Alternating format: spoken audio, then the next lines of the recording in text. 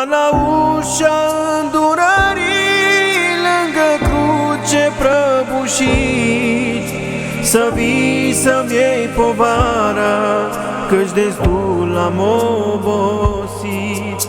Aș vrea să înțeleg planul tău pe deplin, și chiar de nu înțeleg, doresc să cânt, să mă închin.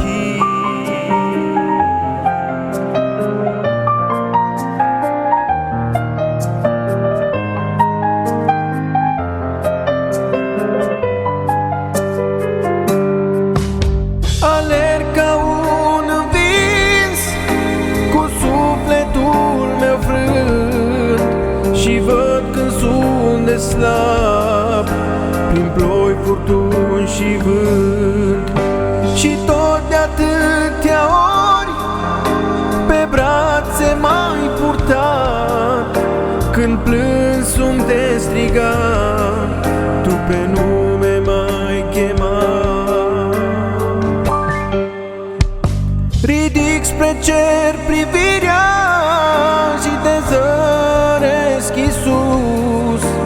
Am rătăcit prin vai, dar azi țintesc mai sus. Mi-e dor de acea zi când tu vei reveni.